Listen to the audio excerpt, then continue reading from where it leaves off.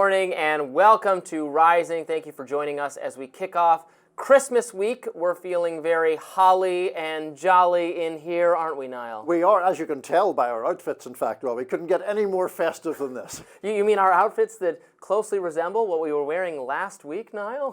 What a mystery. Coincidence. But there we go. Great to be with you on this holiday week, Robbie. Such coincidence indeed. We're actually going to start today a little differently by discussing this past year's winners and losers, and I'm confining mine specifically to the media era of media. So I'm going to begin with a winner that I picked from this year. You know, we're avoiding the big, the obvious, the Donald Trump, Kamala Harris. Sure. You know, that wouldn't be very inspired commentary. My big media winner of the year is a figure on CNN, one of their conservative pundits that they've had on for several years, but he's really just attracted my notice and greater prominence, I think, in the last year. Scott Jennings, who does a better job, in my view, better than I do, better job than anyone else in cable news, in media, of articulating, making the best possible case for conservative positions, sparring with liberal people who are also on those panels at CNN, and just eviscerating them. He's so good. He waits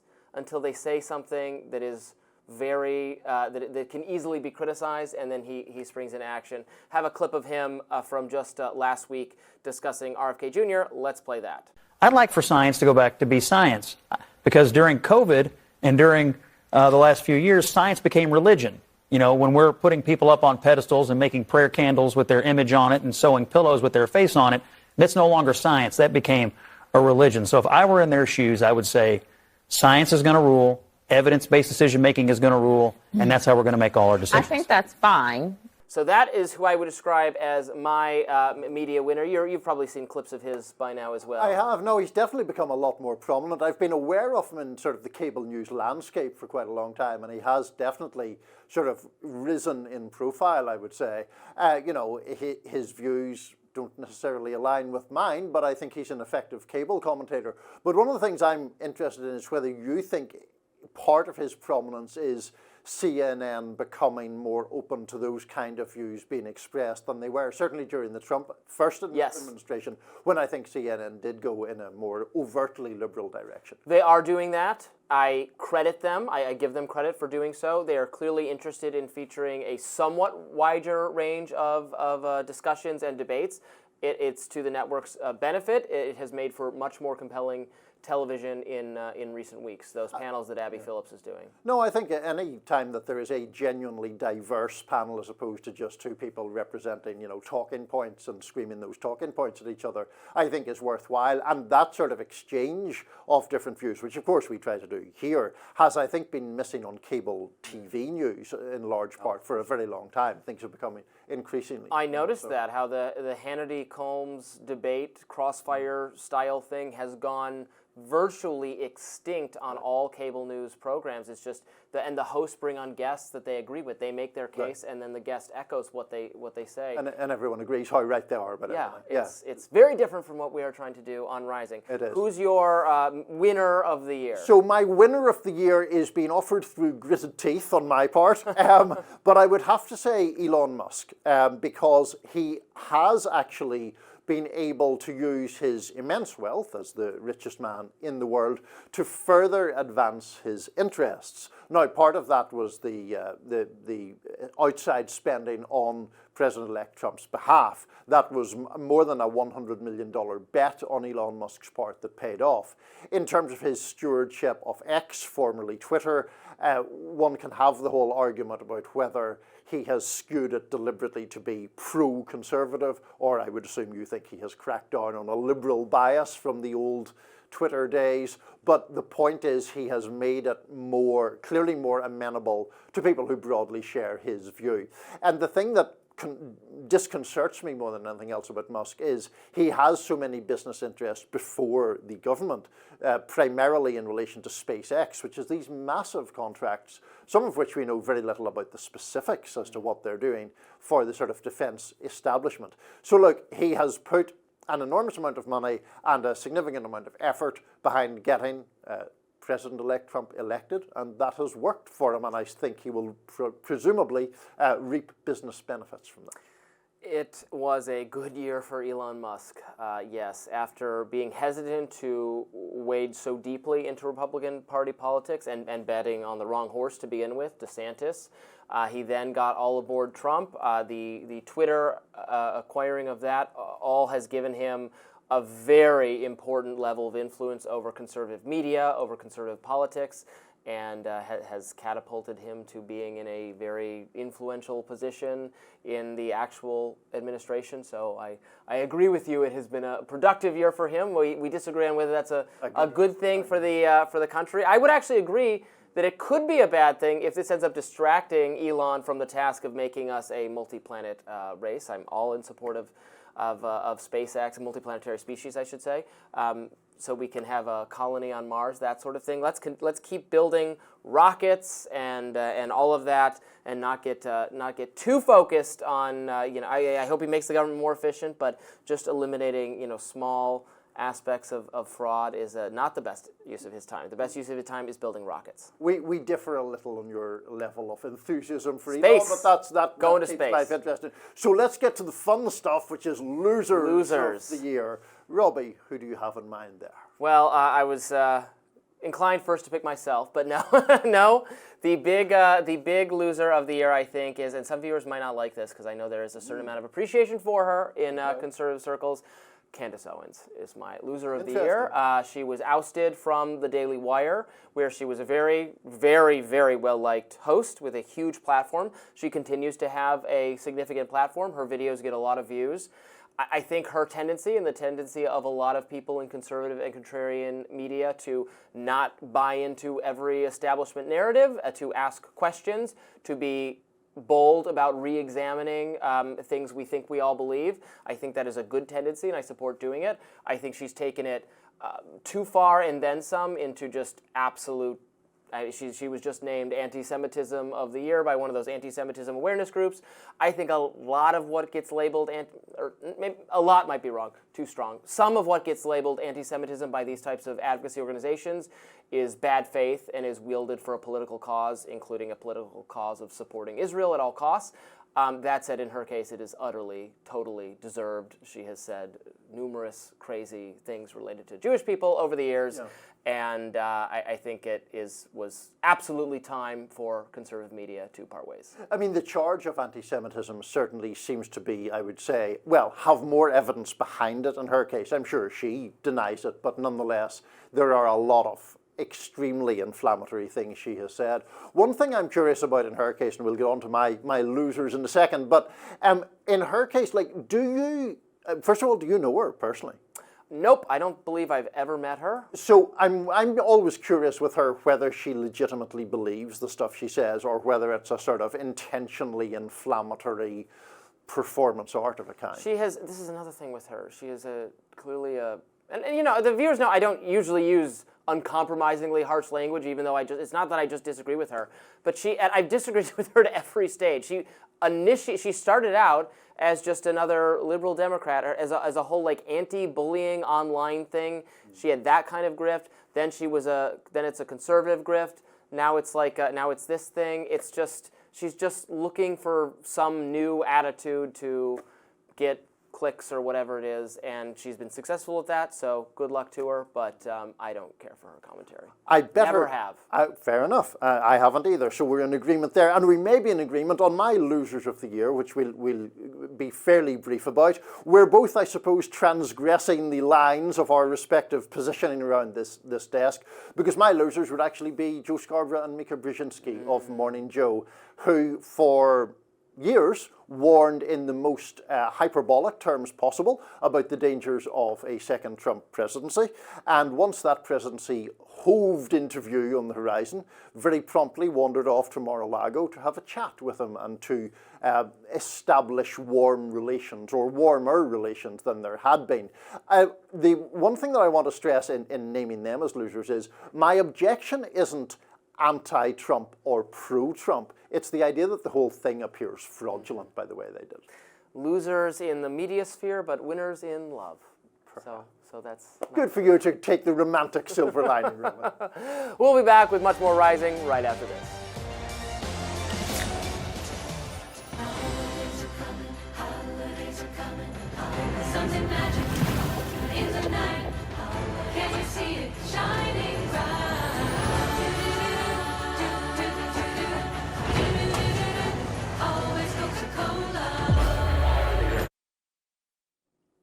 Coca-Cola is getting piled on after it became apparent that the company used generative artificial intelligence to make its holiday ads this year. Known for its nostalgic-filled holiday branding, the company this time traded real people, cars, and the famous Coca-Cola carrying 18-wheelers decked out in Christmas lights for AI. It released 3 Christmas commercials, each produced by AI companies. Consumers were not happy about these ads. Disney creator Alex Hirsch reacted on X, posting, quote, "Fun fact, Coca-Cola is red because it's made from the blood of out-of-work artists." Content creator Devian Hinton posted, quote, "I don't care if I sound like a baby or whatever, but this is legit heartbreaking. Coca-Cola has been the gold standard in branding and advertising for decades. I literally chose a career in marketing because I was so inspired by stuff like Coke commercials."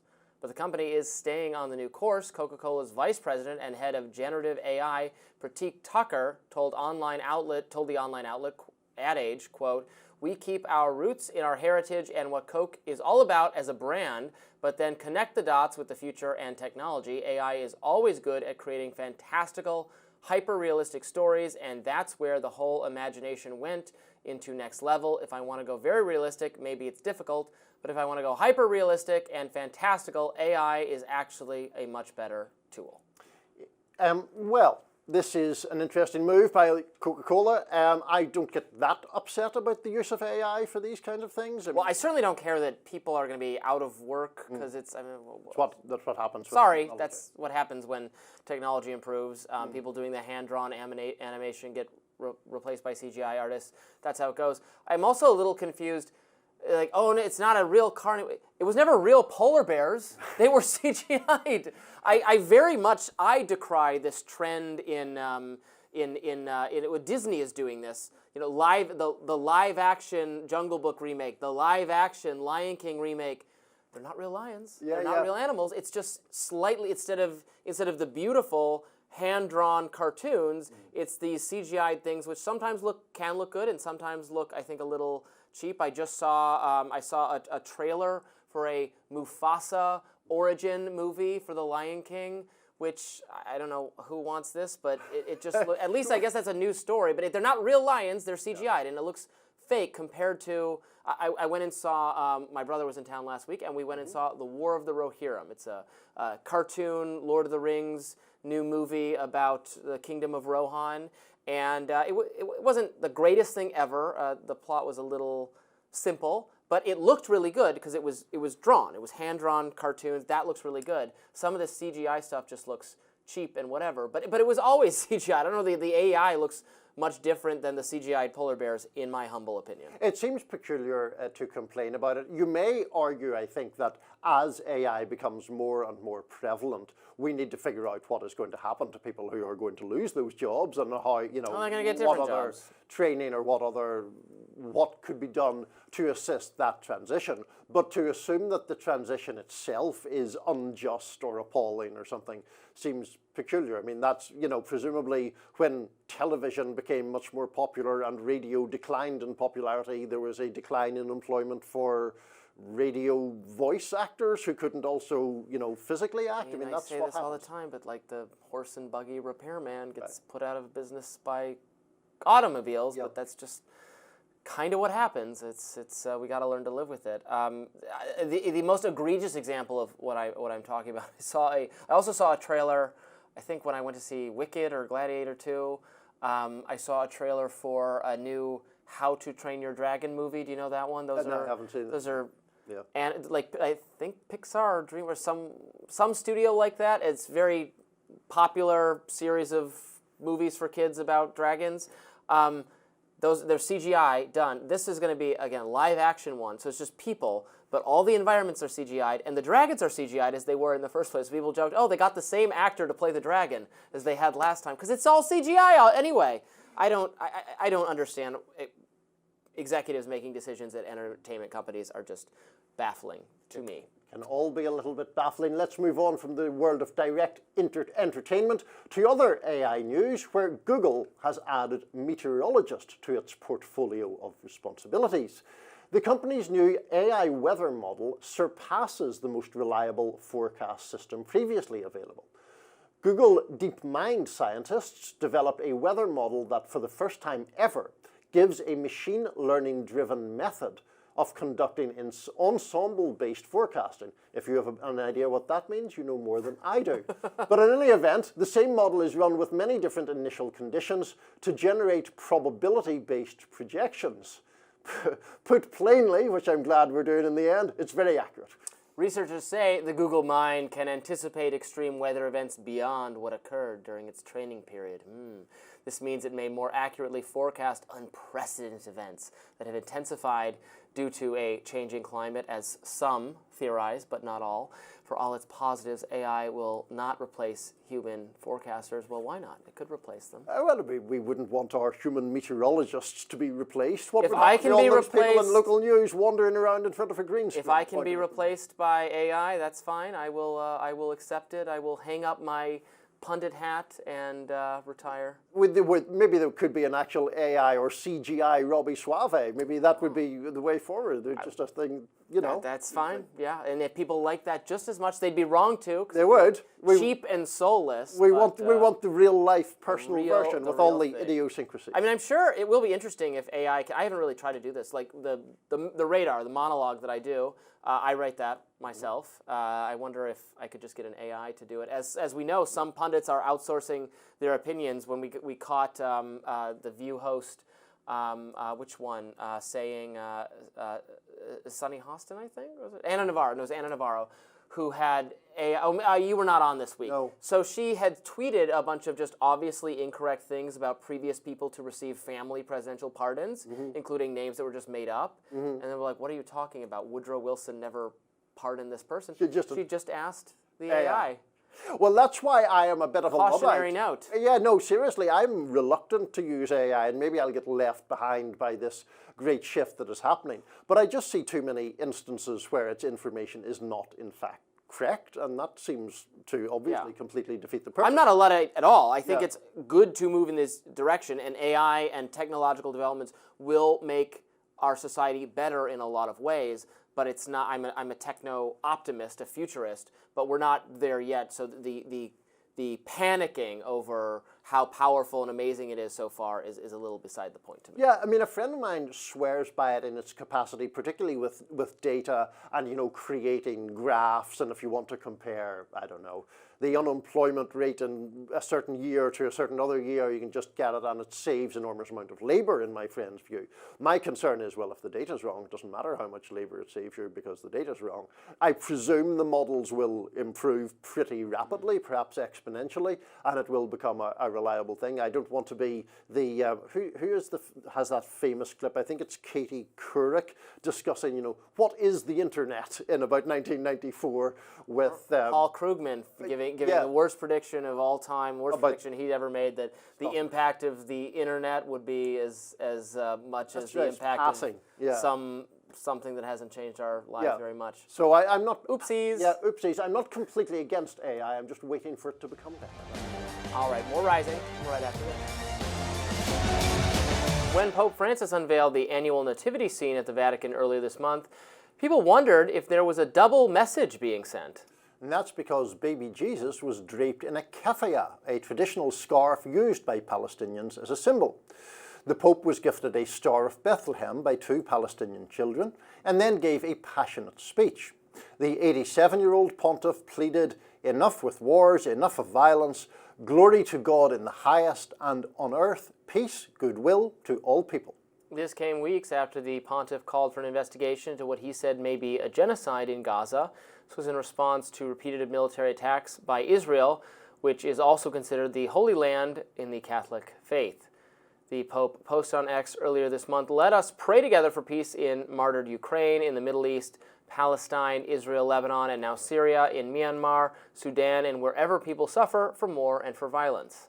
This sequence of events did spark some controversy on X. Some users writing, for example, "Why did you place the child in a keffiyeh, the cloth of war? You should have put the child in a cloth of white, the cloth of peace. That's what you're about." Another user, "Prayers for Israel, but no prayers for Russia, no prayers for Mexico, living in consistent drug cartel war." If the keffiyeh is a specific symbol of war, that's news to me. Right. I don't really. I don't tell think me that it's that's not. not the case. Yeah. So I don't really care. No, I mean, it's a symbol, I suppose, of Palestinian nationhood. I don't see really why it has sparked this amount of controversy, except for the fact that almost everything to do with the broad conflict between Israel and the Palestinians sparks controversy, as does anything that can be interpreted through the lens of what we have seen in Gaza over the past 14 months or so. The Pope obviously is prone to these messages of general peace and goodwill to all men, but I suppose taking a view that is, well, certainly different from the view that one most often hears in maybe the United States, which is perhaps more overtly pro-Israel. But, he's making his point. It's fine. It's kind of the Pope's job to pray for peace and urge an end to violence. I often don't agree with things the Pope says. I say that as someone who was raised Catholic, who attended 12 years of Catholic school, who went through all the traditions of Catholicism, and while I don't really think of myself as particularly religious, I would say that I'm culturally identified or affiliated with the Catholic Church, but I don't agree with this Pope in particular has some liberal economic, or depending on what sense you mean the word liberal in, economic policies that I do not think are good for ameliorating world poverty, etc. And then, of course, I just don't agree with much of what the church has to say in general, but I don't really begrudge, and any pope would be doing this, the kind of generic calls for peace. Dressing baby Jesus came from the Middle East, right. Was a Jew in the Middle Eastern region. These were not always distinct groups back then, and the Holy Land has changed hands many times, and it's fine to pray for peace there. No, absolutely. And I think it is obviously something that is particularly salient at this time of year. I'm not quite clear, presumably the Pope isn't going around saying, dress the baby Jesus in this, that, or the other. I'm not sure that he is bringing in the keffiyeh to put around the figure in the Nativity play. But if he wishes to do so, that's fine. I think that, I am very skeptical of the Catholic Church's propensity to see itself as the great moral arbiter, given its history with particularly sexual abuse scandals. I think that makes it much more difficult for it to claim with some plausibility that it is the standing above and beyond regular morality, regular failings that have cropped up in a number of institutions and have been particularly egregious in the case of the Catholic Church. I also think, honestly, on the Palestinian-Israeli question, there are a lot more genuine things to be worried about. It is unfortunately one of those conflicts, a bit like what was said about the conflict in my native Ireland, where people will walk 100 miles out of their way to find something to be offended about. And there is that element to it as well. The desire to inflame outrage from what seems to me a fairly minor issue, certainly when you compare it to the absolutely catastrophic death toll in Gaza, or to the terrible terrorist attacks of October 7th, or to the suffering that has been inflicted on the people of Lebanon more recently, southern Lebanon in particular. So, baby Jesus wears a keffiyeh. Okay, whatever. Yeah, I don't know. I haven't seen. Perhaps there are outraged Catholics saying that was inappropriate. I haven't seen them, but people can be offended by whatever they're offended by. The important thing is to, yes, indeed, have peace in that region. We're hearing, and by the time this airs, maybe it'll be happening. A ceasefire deal between Hamas and Israel is being discussed. I think that would be a great thing to achieve. This has gone on for far too long and has killed far too many innocent civilians, has destroyed Gaza, which will need to be rebuilt. And the senior leadership of Hamas, some of the people most directly involved in the terrorist attacks, have been killed. So the need for peace now is very important. Yeah. And also something that I think is desperately needed by the Biden administration on its way out the door. I think a lot of people on the left feel that President Biden's support for Israel throughout this 14-month onslaught on Gaza has been a terrible black mark on his legacy. Of course, I understand that some people see it differently, and there's a pro-Israel constituency both in the country and in the Democratic Party.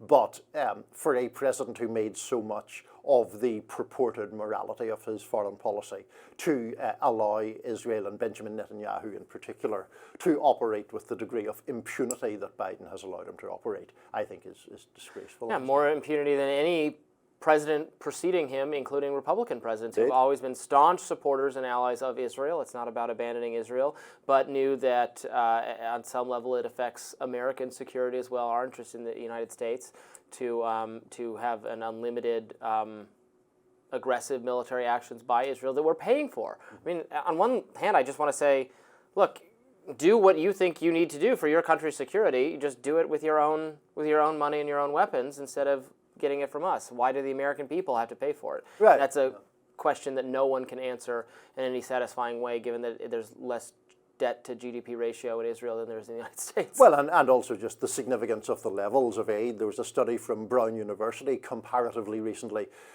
finding that the United States had supplied Israel with $18 billion or so, or thereabouts, of military aid since October 7th. So that level of aid seems crazy and egregious. But I think it is more, certainly among progressives, it is more the fact of giving support to what many people see as an act of ethnic cleansing in Gaza that they have such objection to. We will be back with more Rising right after this. Looks like college leaders, lobbyists, and their donors are very anxious about the next Trump era. President-elect Donald Trump has been vocal about the changes that he could make in the education department, like, for instance, giving parents more say over what children learn rather than the federal government deciding that. There could also be a rolling back of protections on some trans issues, like keeping men out of women's sports, and also the possible privatization of the student loan process. Now, according to a June 2023 Gallup survey, 32% of Americans have little or no confidence in U.S. higher education. The same survey, conducted in 2015, had 10% of Americans in this category. The University of Massachusetts Amherst and Wesleyan University have meanwhile emailed international students and staff advising them to return to campus before Trump takes office for a second time on January the 20th. The University of Massachusetts said in a statement, based on previous experience with travel bans that were enacted in the first Trump administration in 2016, the Office of Global Affairs is making this advisory out of an abundance of caution. Last month, Yale hosted a webinar for international students and scholars about potential immigration policy shifts. While the president-elect has said that the crackdown will be on undocumented or illegal immigrants, are legal immigrants also possibly subject to policy change? To break all of this down, we're joined by Lynn Pasquerella, President of the American Association of Colleges and Universities. Lynn, welcome to Rising. Thank you so much. So first of all, is there a number one concern, would you say, in academic circles about the incoming administration? Well, this is a crucible moment for higher education. We have seen a good deal of uncertainty with respect to President-elect Trump's second term. The primary concern on the part of many people is what is perceived as a rapid decline in academic freedom, freedom of expression on college campuses, the unprecedented intrusion into what gets taught on our campuses, who teaches it, how it's taught, and who gets admitted, things that in the past the Supreme Court has held are essential not only for strong higher education system, but also for our democracy. Can you talk about the fears that immigrant students might be feeling, this guidance for them to be back on campus by a certain date? My recollection is that Donald Trump himself has said that he wants to offer more kinds of easier immigration status, smoothing a process for immigrants who are particularly getting a higher education, that he doesn't like the automatically sending them back to their countries after they finish the education, that sort of thing. But I get that there's a fear given the overall kind of rhetoric about immigrants. Yes, the threats to curtail immigrant students, to make it more difficult for students to get visas, affects about 5.6 million students from immigrant families who attend U.S. colleges and universities. President Trump has vowed to eliminate DACA, which impacts about 141,000 students. And I have just returned from several weeks presenting in China, in Nepal, in Qatar. And in each case, students and faculty are asking about the implications of students being able to study here, about international exchanges, which are so important to thriving in academia, one of the strengths of global higher education. So there's concern about what this will mean and whether he will try to impose travel bans in the way that he did in his first administration. I wanted to get back to the point of academic freedom, which you mentioned a few moments ago, Lynn, because that is obviously a very vexing topic in the political sphere. And people on the right have argued for quite some time that the academy generally is left-leaning, too much so in their view, and is, as it were, sort of infusing American youth in particular with more progressive ideas. But obviously, by virtue of the way you have framed the issue, I'm assuming you see it as very different from that. You see it, I think, correct me if I'm wrong, as conservatives or MAGA type people trying to impose their ideological framework on people teaching at colleges and universities. What exactly is the danger that you discern there? The strength of American higher education is in part derived from the fact that it's free from governmental intrusion. The kind of education that is distinctly American, a liberal education, presupposes the free exchange of ideas and the unfettered pursuit of the truth. When we have laws that are being passed in states across the country that are prohibiting the discussion of so-called divisive concepts around race, gender, sexual orientation, then that impedes the ability for academics to do their job. Now, there's been widespread concern over the past few decades. We've seen a rapid decline in public trust in higher education based on a number of factors. Higher education is too expensive, too difficult to access, doesn't teach people 21st century skills. But the primary concern coming from missives like Project 2025 is that our campuses are bastions of liberal progressivism that are intent on brainwashing the next generation of snowflakes. And so that notion of liberal indoctrination has become the dominant narrative, and it has led to J.D. Vance, Vice President-elect, saying that higher education is the enemy. So at a time not so long ago, higher education was viewed as a cornerstone of the American dream, and now there's been a decoupling of higher education from the American dream for many people. There is an overwhelming ideological bias toward progressivism, toward the left. I mean, there's much further on university campuses compared to the American public. We just elected a Republican president, even won the popular vote, so can't say it's just some gimmick of the Electoral College, where I see surveys of faculty members at elite schools where it skews 99% and then some in favor of donations to Democrats versus Republicans, et cetera.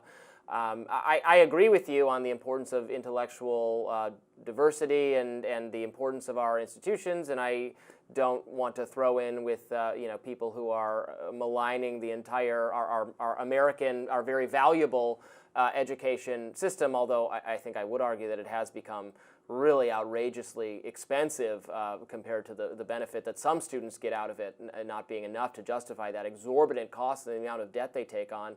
But to stay on the intellectual diversity and academic freedom topic, and that is something, Democratic administrations have also imposed some guidance on how these institutions, which do receive a lot of government, public funding, are going to be run. Is there some trade-off between saying, well, if we're going to get the public's funding, we have to be somewhat in tune to the views or attitudes of the public, rather than just, if we could do things totally the way we wanted if we weren't totally distinct from government funding mechanisms? Do you see my point? I do, but I think here is the danger of replacing one ideology with another. I think that there is a false narrative around the notion that we are brainwashing our students. Our goal is to teach students to think critically and with understanding, and there are some important studies that show that those students who have had a liberal education that does engage them in the free exchange of ideas and humanistic identification, imagining what it's like to be in the shoes of another different from oneself, are less likely to adopt authoritarian attitudes. A study coming out of Georgetown Center for Education and the Workforce by Tony Carnevale. So we want to make sure that if we are allowing students to engage in this free exchange of ideas, that we're not imposing on them just a different type of what is perceived as an illiberal ideology. And that's the fear when the Project 2025 says we're going to mandate civics education grounded in the Western tradition. We're going to eliminate discussion of diversity, equity, and inclusion. We're not going to allow courses in gender or sociology, anthropology, because they are too liberal. So this is something that should be within the purview of educators, experts, and we're at a time when there is a disdain for expertise. And I fear that we've created some of this, and Michael Sandel, a philosopher out of Harvard, talks about the fact that the stigmatization of the poorly educated is the last acceptable prejudice in the United States. And there is real concern that academics are elitist and looking down on those who haven't had access to education at a time when it's more important than ever as a socioeconomic driver. And Lynn Pasquerella, we appreciate you joining us on Rising. Great conversation, and thank you once again. Thank you. Robert F. Kennedy Jr., who is tapped by President-elect Donald Trump to lead the Health and Human Services Department, has drawn some criticism over comments that he made about the health effects of fluoride in the public water supply. Right before the November 5th presidential election, RFK Jr. wrote on X, "On January 20th, the Trump White House will advise all U.S. water systems to remove fluoride from public water. Fluoride is an industrial waste associated with arthritis, bone fractures, bone cancer, IQ loss, neurodevelopmental disorders, and thyroid disease. President Donald Trump and First Lady Melania Trump want to make America healthy again." Trump has spoken of empowering Kennedy to let him act out his agenda outside of oil and gas policy. The news also gave a boost to the dental company stocks, who are in speculation that the removal of fluoride from drinking water could spur demand for their services. According to the Centers for Disease Control and Prevention, this practice of fluoridation is a practical, costly, cost-effective and equitable way for communities to improve their residents' oral health. But recent studies about the effect of excessive fluoride levels have raised doubts among some environmental groups and health experts who want to stop fluoridation. To prevent and break the effects and concerns of fluoridation is Michael Connett, partner at Siri Glimstad, who won the landmark fluoride case, Food and Water Watch versus EPA. That inspired RFK's tweet announcing his recommendation to have fluoride removed from drinking water. Welcome to Rising. Thank you for having me. Appreciate it. So look, what is the basic case? As I understand it, some European countries do not in fact have fluoride in the drinking water, but most do, and a lot of people defend it on the basis of dental health in particular. So what's the case to be made in the opposite direction? Well, certainly, the vast majority of Europe does not fluoridate its water. At present, about 98% of the European population does not have any fluoride chemicals added to their water. There's a number of reasons for this. The first is that fluoride is the only chemical that we add to water that doesn't actually treat the water. It treats the people drinking the water, namely for the purpose of a medical benefit of reducing tooth decay. And most European countries have determined that the water supply is not an appropriate way of delivering medical treatment to the population, especially where, as with fluoride, we have an abundant supply of individual use fluoride products like toothpaste. Toothpaste is not expensive, it's readily available at grocery stores, and Europe has decided that the appropriate way of using fluoride is on an individual level. And that's really where we here in the United States should be headed as well, because we know today, contrary to what was initially believed when we started fluoridating water back in the 1940s, we know today that fluoride's predominant way of helping the teeth is by topical contact with the outside of the tooth, not by swallowing it. In other words, you don't need to be ingesting fluoride to get the benefit. But the risks of fluoride, including risks on the developing brain, come from the ingestion of fluoride. So I think if we're really going to protect public health here, we should be shifting away from using fluoride in a way that unnecessarily exposes the whole body to this toxicant and focus on the one area of the body, the teeth, where fluoride can do some good. So I'm hopeful, given the court's ruling, that fluoridation presents an unreasonable risk to human health, that the US will finally follow the path of Europe and stop fluoridating its drinking water. Can you give us an update on what the state of the court rulings are, what progress you've made? I know you've worked with a group, done legal work to bring about this result. Can you tell our viewers what exactly did happen? Yes. So we had the litigation took 7 years. We had 2 bench trials featuring 17 days of expert testimony from government scientists and leading academic scientists who have researched fluoride toxicity. And this September, an Obama-appointed judge from the Northern District of California issued an 80-page ruling where the court concluded that fluoridation poses an unreasonable risk to human health in the form of reduced IQ in children. And based on this unreasonable risk, the court has ordered the EPA to take regulatory action to address the risk. So EPA is now under court order to do something about fluoridation. And under the statute that this case was brought under, the Toxic Substances Control Act, there's no question that EPA has the authority, if it so chooses, to implement a nationwide ban on fluoridation. There's no question about that. So we are hopeful that in the new administration, the EPA will exercise that authority to address the risk that the court has identified. Michael, I'm sure you're well aware of all the counter arguments made here, but an obvious place to go to see one of those arguments is the CDC itself, which does argue here, and I'm quoting directly from their website, drinking fluoridated water keeps teeth strong and reduces cavities by about 25% in children and adults.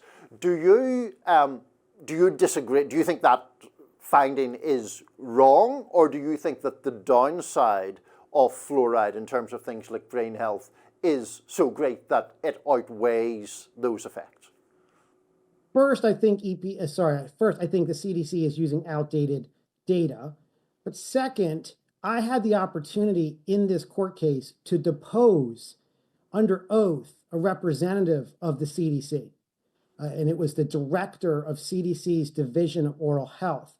And he admitted under oath that, again, fluoride's predominant benefit is topical, you don't need to swallow it, and that there's no benefit at all from fluoridated water exposure in the womb for the in utero exposures. There's no benefit there. There's no benefit from fluoridated water for newborn infants. And that's an important admission there, because it's the early phases of life in the womb in an early infancy where there's the greatest concern today about impact on brain health.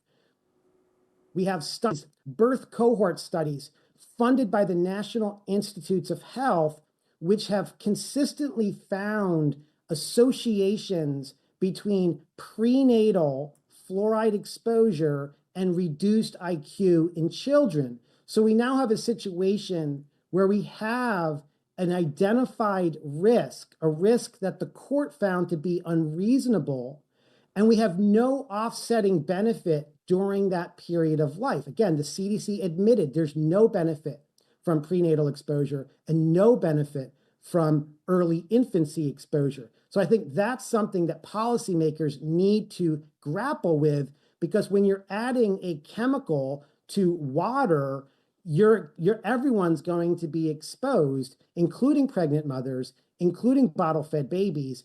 And I think it's an unsafe way of using this chemical.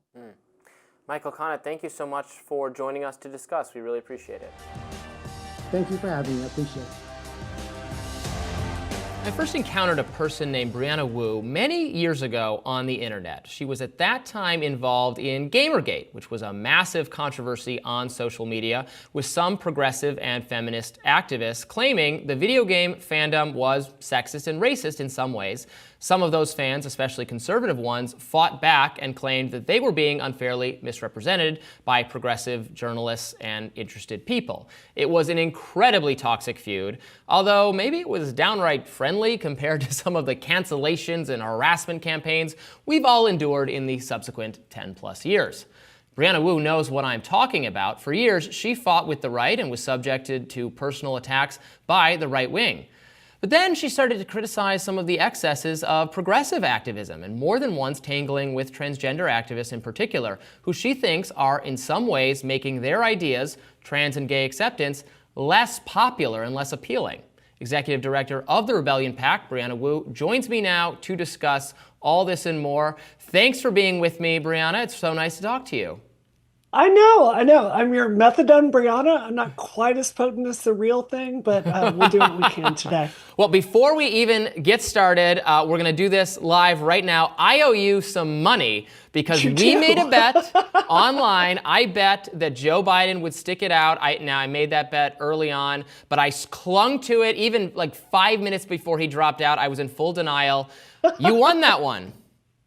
I did. I wanted to bet you $1,000, and I wish you'd taken that because I'd be going out. We'd be taking a nice trip to Maine. Yeah, I said I would do a $100 bet. All right, you have Venmo. I think I found you on Venmo. Is the person I'm looking at you? I'm doing it right now. Yes. It's happening. Okay. I'm paying $100. You were right, and like the Lannisters, I pay my debts.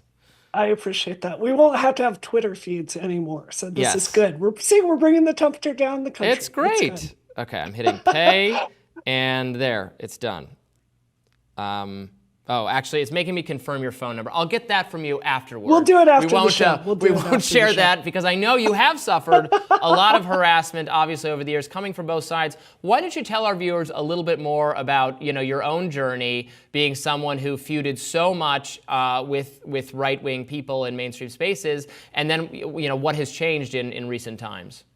Sure. So, to be clear, there are many journalists, including the New York Times, that have said, the Gamergate playbook was adopted by Steve Bannon and the wider right wing.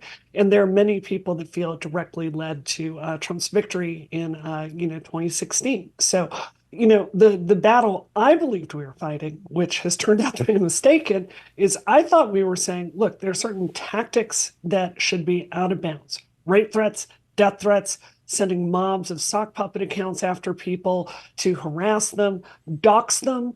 All these things are just not productive. They're poisonous for public discussion.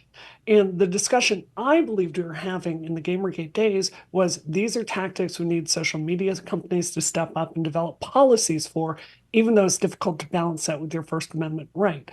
What I found so disgusting is today, I would, in really good faith with you, Robbie, say I think the progressives are doing it just as much as the right wing, if not more, and particularly Free Palestine and the transgender movement. And, I myself am trans. So, it's not that I'm not amenable to the public policy discussion at hand, but these tactics are just poisoning people against us. Yeah, and I think that's been going on for a long time. You saw it to some degree in the campuses. That was what my first book was about, was how I thought progressive activism, which used to be so in the spirit of the First Amendment, so embracing of the First Amendment, was at that time the trigger warnings and safe space discourse was entering it. That's the first time we talked, because I actually interviewed you for that book, and I'm like, well, this is such a thoughtful, interesting person, not at all like the person I thought you were online from just getting other people's perspectives on it. And then that which started on the campuses, which a lot of people I think expected just to remain there because some college students have believed wacky things for forever. Then they were going to go to the real world and find out you can't just say, oh, what you think offends me, you don't have any right to say that. That doesn't work in the workplace. But then what we found out is enough of those people were able, at least for a couple years, maybe it's gone back the other way, we can talk about that, were able to enforce that norm in elite workplace spaces, and then very much media norms and social media norms as they became moderators and influential people there. That's right. And Robbie, this is something that's probably going to get me some heat for saying, but I'm going to say this to you in really good faith. I shot a segment with Lauren Southern at my home 2 weeks ago, and the idea was, look, we hated each other in the Gamergate years. Let's sit down and have a discussion. And as I was talking to her, I learned about some of the consequences to her life have been from progressives having so much elite power and doing things like writing her Wikipedia in a way that doesn't even, like I urge anyone to go read it, is wildly slanted, or having all these articles that don't even attempt to show another side. And it has had really serious effects for her life for something she did when she was 19 years old.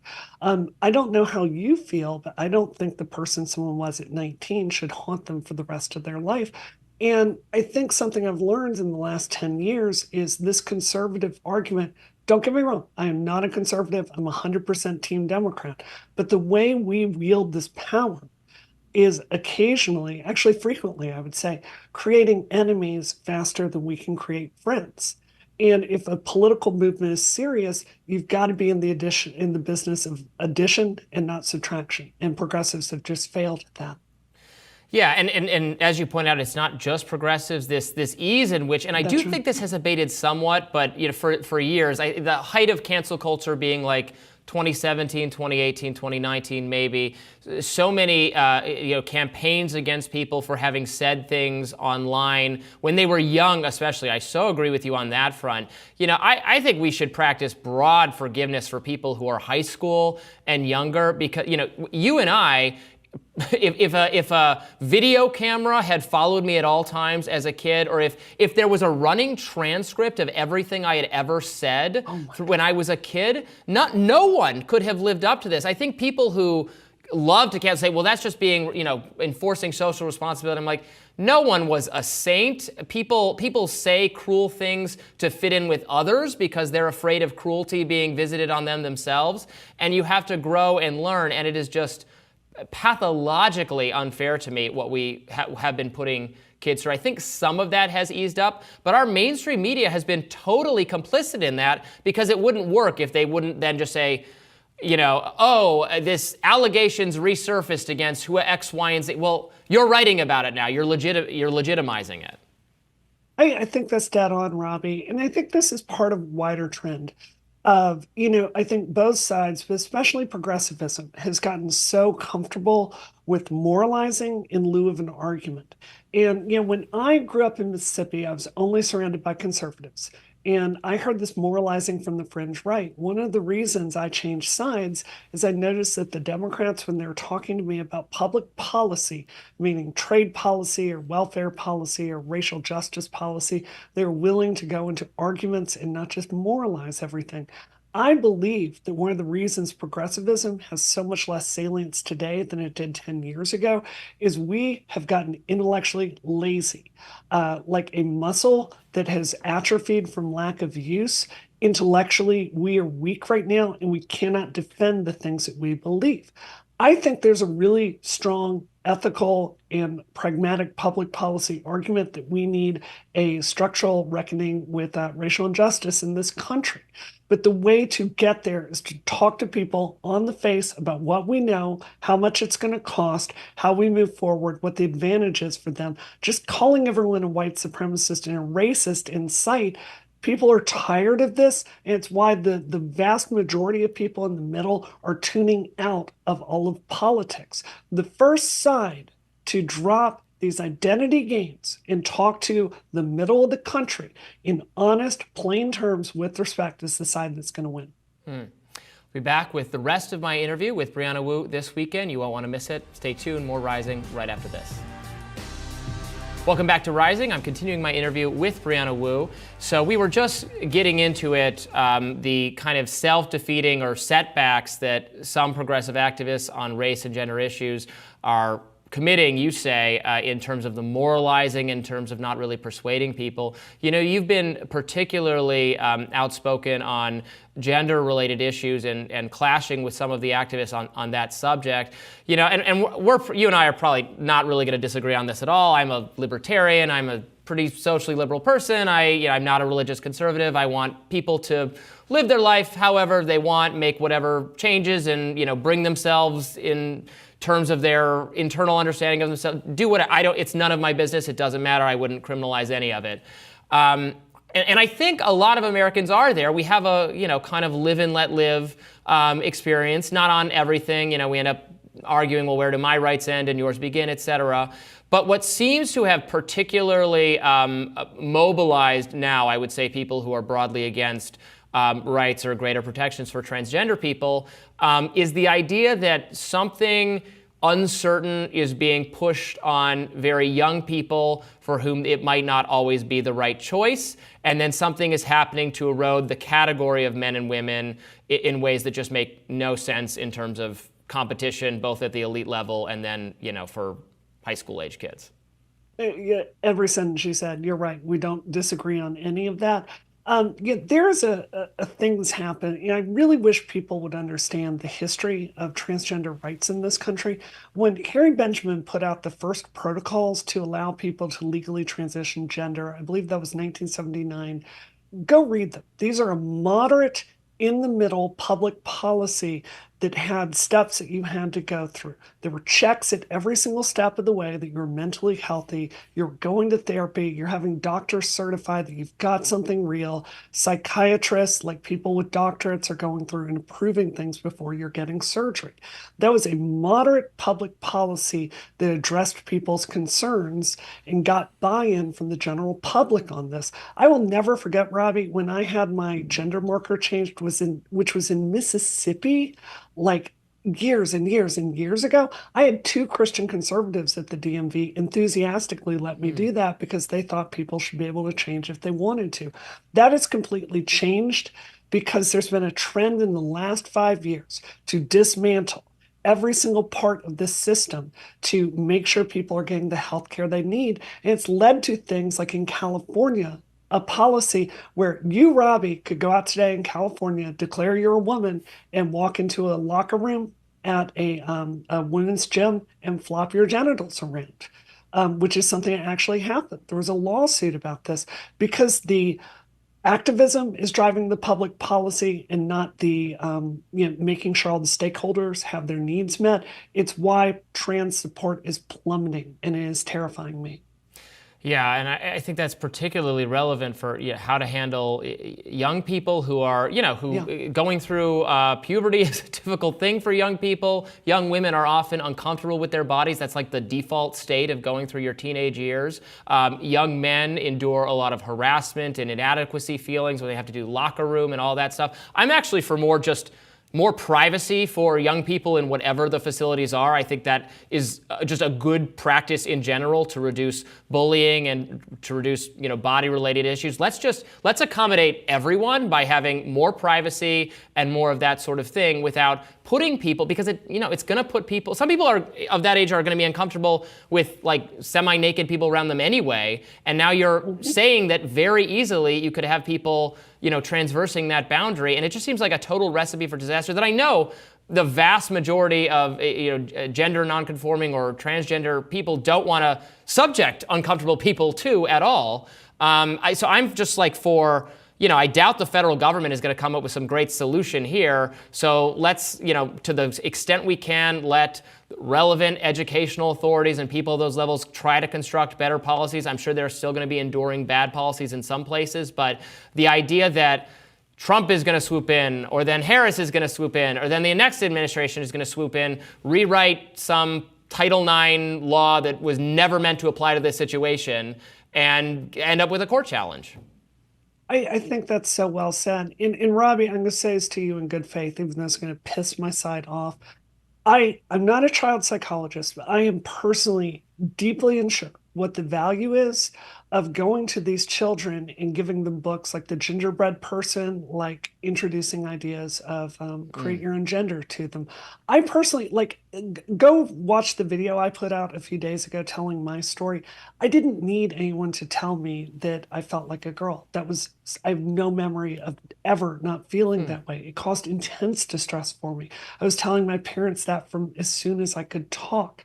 So, I think that what is really happening and what the trans movement is doing that's so counterproductive is, instead of talking to parents with respect and being transparent about what we know and what we don't know, which is a lot, we've tried to circumvent them. We've treated them like they're the enemy and they don't deserve to know about their child's condition at certain schools. And we're trying to make an end run around. And in the meanwhile, there are tons of normie parents out there in the country that have no issue with trans people. And their kid is coming to them and saying stuff like, I think I want to use they, them pronouns. And they're like, oh my God, does this mean they're going to have suicidal ideation? What do I need to be doing for my child? All of this is, I'm deeply unsure of the value, and I'm unsure of how this ends up in better public policy for trans people. I think we've got to get back to basics. We've got to stop trying to end run around parents, and we need to bring them in as stakeholders, in my view.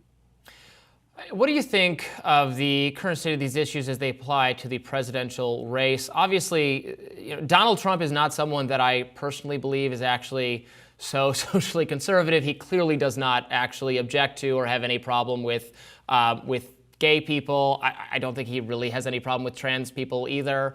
Now, the Republican Party is very animated and active around culture war issues, certainly, these days. And so there is a pressure to talk about those things in a certain way. And then, obviously a lot of people have moved into the Kamala Harris camp for feeling those people are vulnerable under maybe not Trump himself, but general Republican governance. It's all moved away, from my kind of, again, live and let live and don't judge other people and just make things legal and it's none of my business attitude. My ideology is losing out. But what do you make of these issues in terms of the national political race? Well, I think Trump often says two contradictory things. It's true that Trump actually has a history of supporting trans people. When he was running the Miss USA pageant, he actually had this was, I believe, like 2005. He had a big to-do where he came out and had an announcement if he was going to let trans women compete in that. Trans women in beauty pageants seems kind of goes against my feminist guts, but whatever. If you want to do that, more power to you. But I think the problem is he often says things that are contradictory. It's the people that he's surrounding himself with. Project 2025, of which many people on his campaign and I believe his administration have flat out said they want to ban this kind of healthcare. Robbie, when I go down to Florida, I have to make really sure I pack enough HRT down there because I can't be sure if I go to a pharmacist, I will be able to get this medication that I need to function. So this does have consequences. And for me as a trans person, that is a no-go. At the same time, I am really frustrated with the Democratic approach to this topic sometimes, which I feel is more ideological versus science-based. And I think if we're trying to get to the really substantive public policy that is going to help trans people, that has trans dignity at its core, I just think we need to have a far more honest conversation, and we're not there. And I hope no one, watching this thinks we're exaggerating the amount of harassment and attacks you and people like you have gotten for just quibbling with the tactics of people on the progressive circle. I'm friends with, Jesse Singal and Katie Herzog. I've seen them facing some of that similar stuff, just for pointing out true facts about, like, for instance, some European countries have looked at the science or their practices around when the introduction of puberty blockers and those things, and they're conflicted, and they didn't find a lot of really good evidence that this was great practice. Not saying that means it should never be done or it should be banned, but just you wanted to come up with a more solid or more robust scientific understanding, and the data didn't support it. And that's just science. That's just reality. And merely asserting that, again, it's fact that was the conclusion that these several European countries reached. Doesn't mean they're right. That's just what happened. For pointing that fact out, you, Jesse, Katie, people in this orbit have been subject to just insane levels of toxic hate. That's right. My account on Blue Sky is labeled a transphobic account if I go over there, which is with metadata, which is very surprising to me. I do want to just run a quick fact check. What the report found was there was not strong evidence for, but also not strong evidence against. Right. And in my view, what this means is symptomology drives treatment. So, I think this is a huge problem. Like, if you have a child that is displaying 2 out of the 6 criteria for gender dysphoria, I probably wouldn't medically transition that child. If you have someone that has all 6 to the point they can't clinically function and they're having a major depressive episode and they don't have a comorbidity that could be driving all of this, I think that's the point where you might want to look at healthcare. So, all this stuff is complicated, and I think it's just flat out unethical to not level with parents. And this is the truth. If you're a parent out there with a gender diverse child, this is the truth. Every area of this is understudied. There are extremists on both sides that don't care about the science, and they're trying to push their agenda. And when it comes to the non-binary stuff particularly, it's entirely understudied.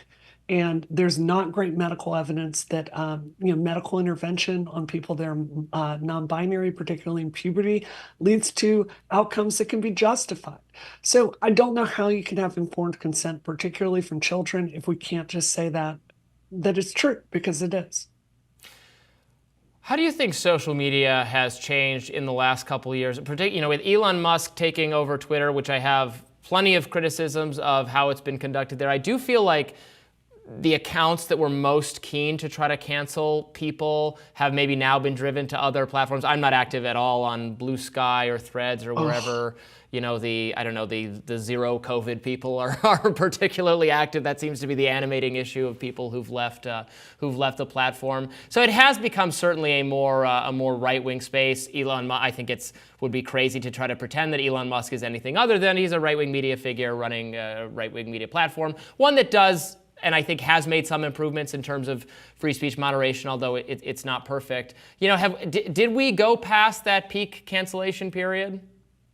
I want to be really honest and say, my shift more towards the middle was certainly helped by the fact that all of the extremists went somewhere else. These people that kind of policed me and bullied into never voicing opinions that were more moderate. That was factored by, Twitter.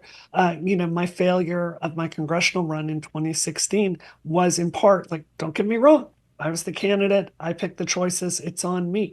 But the positions I ran on was informed by who my friend group was on Twitter, which was pushing for some really extremist stuff. So I think it's been good, or in the sense we can have conversations we couldn't. But I also think hate speech is clearly through the roof. Ask anyone Jewish after October 7th how they feel about the number of slurs and hate speech they get, and they're not going to have good things to say. So I think all these things are a balance, and I don't think Elon Musk is doing very good at that. Yeah, that's another category of issues I know you've been outspoken on, and I know you've tangled with a lot of people. And left people I know have attacked you, on the Israel-Palestine front. They attack me sometimes too, even though I'm someone who doesn't. You might be to my right on this issue for all I know. I don't want to. I would end probably most U.S. support of any foreign governments. I'm kind of like in the Thomas Massey camp that I don't know why this is our job. Now I have said that I agreed that Israel was attacked and any country attacked by a terrorist organization is just going to carry out an operation to eliminate a terrorist organization living on its borders. And while I support Palestinians having absolutely equal rights and freedom and their own state and their own self-governance, and I don't at all agree with what the Israeli administration has done to them, I simultaneously don't, if their leadership is a terrorist organization, no country with a superior army is going to allow a terrorist organization to run a hostile area on its borders. And we can't seem to get past that point. Well, I think there's nothing less libertarian than theocracy. And I think this political project of a lot of the Islamist, people that are behind, both 9/11, which was yesterday, and October 7th, the thing they share is a theocratic worldview where they want to implement that into law. In my view, which I suspect we'll disagree with, but this I think is the libertarian argument. You can't have the policies you agree with without a very strong Western democracy where we can have open speech and really decide as a people what the public policies we want are. So I think it is in our interest to ally with Israel because we are next on the chopping block. This is not benign, and I really urge my friends on the left and the progressive side to understand this theocratic political project is not our friend. The things they've done to women are abhorrent. The things they do to gay people and trans people are abhorrent, and they fundamentally don't believe in the values that brought you your right in the first place. So, I understand it's very popular in queer circles to hate America, but America's the country that gave you more rights in history than anything that came before that, and maybe a little appreciation is due. Yeah, I hear that, and I agree with a lot of it. I've become skeptical, I guess, of the U.S. government.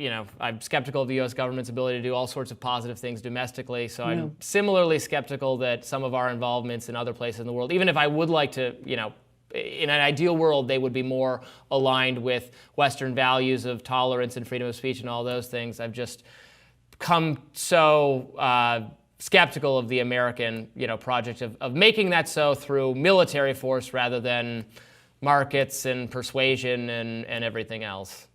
Markets are one of our best tools, and this is, in my view, one of the strongest arguments for foreign aid. This kind of tipping the playing field on markets and getting outcomes that are beneficial to us. So I think this comes back to, because I want to address the cynicism that you're talking about head on, because what my experience has been in the last couple of years, as I've made more and more of a break with progressivism, is, in the 2016 era, I could see that MAGA had lost its mind and was divorced from reality.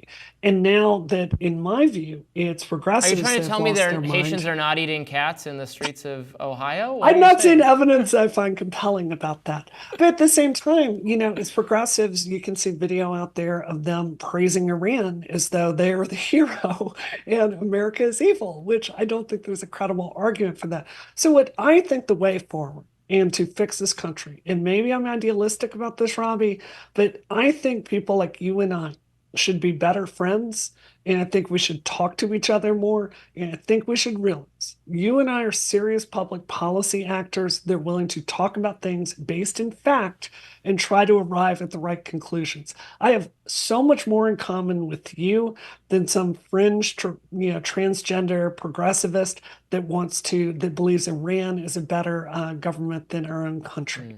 And I think it's time for all of us to put down the extremism and start talking to our neighbors again. And I think that's how we get America back on track. You and I also like a lot of the same video games, so we can always, we'll always have that.